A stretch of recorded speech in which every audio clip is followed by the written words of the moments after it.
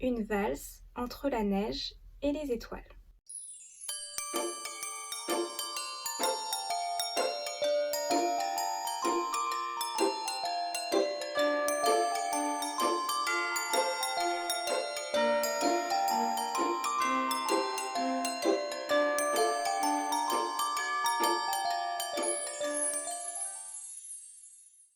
Bonjour amis des livres, c'est la chaîne du Cactus qui lit et avec la période de Noël qui approche, je vais vous parler de quelques romans jeunesse et je vais commencer par Des nuits de sang et d'étoiles. Des nuits de sang et d'étoiles est un roman de fantasy jeunesse écrit par l'auteure américaine Lisa Wedek.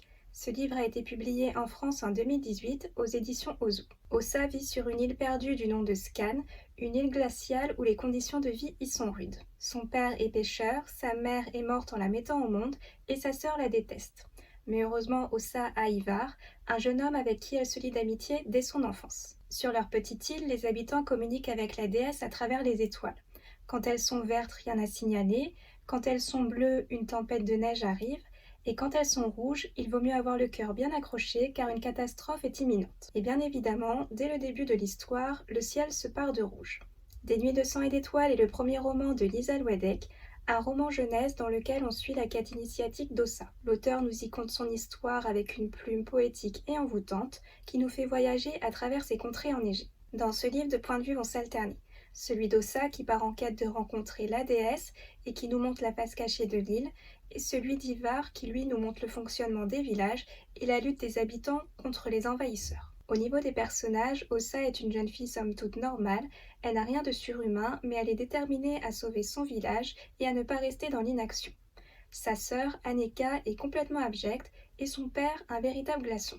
Heureusement qu'il y a Ivar pour relever tout ça, un jeune homme doux et attentionné sur lequel Ossa pourra compter. Dans ce livre, l'auteur nous plonge dans un univers imprégné de mythologie et où la religion et les superstitions ont une place importante.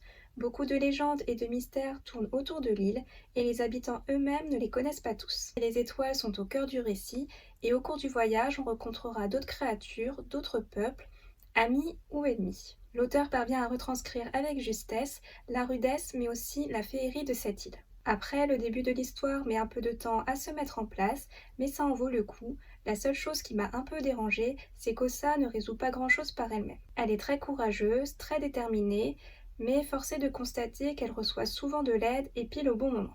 Un peu dommage pour la tension dramatique, mais le voyage reste quand même sympathique. En conclusion, Des nuits de sang et d'étoiles est un roman jeunesse idéal à lire pour la période de Noël. Malgré son contexte, c'est assez tendre, assez mignon et surtout très poétique, un voyage dans un univers froid et ancestral, gouverné par les mystères. Voilà, cette vidéo est terminée, je vous remercie de l'avoir visionnée. Si vous avez lu ce livre, n'hésitez pas à me donner votre avis dans les commentaires. Et si je vous ai donné envie de le lire, je vous souhaite une bonne lecture. En attendant, si vous souhaitez faire plaisir à Cactus, n'hésitez pas à liker, partager ou vous abonner. À bientôt et prenez soin de vous.